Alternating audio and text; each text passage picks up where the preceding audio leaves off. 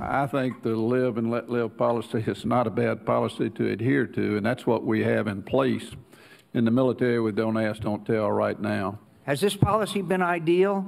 No, it is not, but it has been effective. It has helped to balance a potentially disruptive tension between the desires of a minority and the broader interests of our all-volunteer force. It is well understood and predominantly supported by our fighting men and women. It reflects, as I understand them, the preferences of our uniformed services.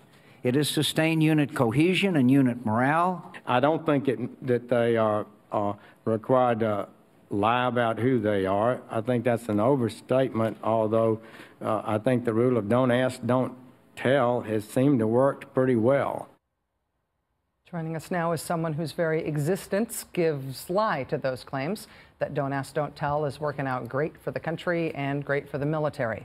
He is Lieutenant Colonel Victor Fehrenbach, an F-15 fighter pilot, a 19-year veteran of the United States Air Force, decorated for heroism.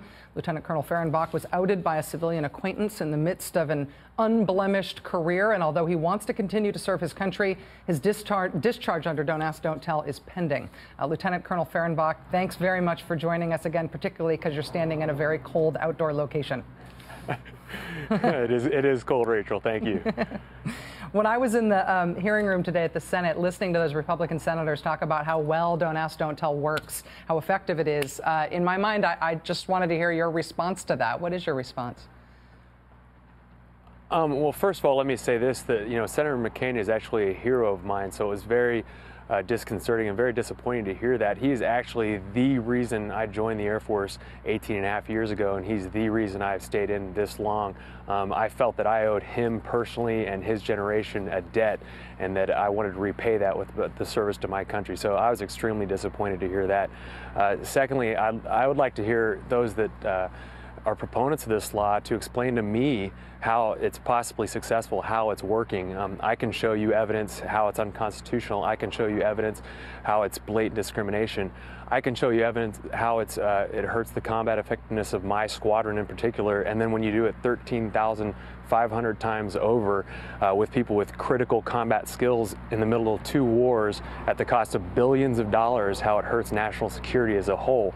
And then I can show you, I can invite these people to come to work with me tomorrow and show you how military professionals don't care about someone's personal private life. They care about somebody who's able to execute the mission, who's dedicated and who's professional.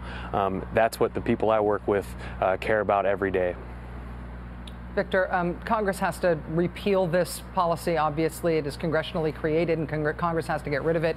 The military has to implement that repeal. They say they want a year to figure out implementation. But in the interim, the Secretary of Defense today said they essentially want to constrain the way the policy is applied. They say they want to try to make it more fair, at least until they can get rid of it. What's your reaction to that? Well, I think we'll have to wait and hear. I know my lawyer and the Service Members Legal Defense Network are going to look for more information on that topic. And whether that applies to me and my case in particular, I just don't know yet. What I heard today is, like you said, that they want to look into ways to possibly apply it more leniently while they look into the implementation plan. Now, whether that means that they're gonna that takes effect right away and that applies only to future cases, we just don't know yet. We're going to need to hear more details. I hope what it means is that cases that are pending like mine, that hopefully they'll be able to look at the way this was handled and they're able to dismiss my case. Are you disappointed that the military says it needs a year to study and figure out implementation? Does that seem appropriate to you? Well, Rachel, that was actually one tiny thing that did disappoint me today, because the way I see it, this issue has been studied for over 15 years now, and the best example I can give is, we've got 25 allied countries that we work with and go to war with every day, and they have ended their bans. And I've actually served with people from Australia, Canada, and the United Kingdom. I've been deployed with them in Tent City and gone to war with them, and it was a non-issue for them. And if we need a year to talk about the issues that we do need to tackle, and there are important issues that we'll need to look at. They talked about housing and others. You know, all we need to do is look at the models of our 25 allies. They've tackled these issues and come up with solutions. So I don't think that takes a year. I think we can make a few phone calls and get this done in maybe 30 or 60 days. How important is it, do you think, for leaders like the Chairman of the Joint Chiefs, Admiral Mullen, today, to show personal leadership on this, to say that he's personally committed to repealing this and to doing it right? Do you think that's significant? Absolutely, Rachel. I think this was a hopeful, promising, historic day. This is the first time we've seen military leaders, you know, the very top of the military, make these kinds of statements. And I do want to just say I was overwhelmed by Admiral Mullen's statements. I was overwhelmed by his commitment. It sounded personal.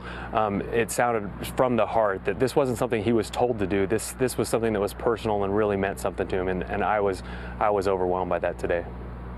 Lieutenant Colonel Victor Fehrenbach, thank you so much for joining us. Get inside somewhere warm, and good luck to you, sir. It's nice to see you. Thank you, Rachel. Nice to see you.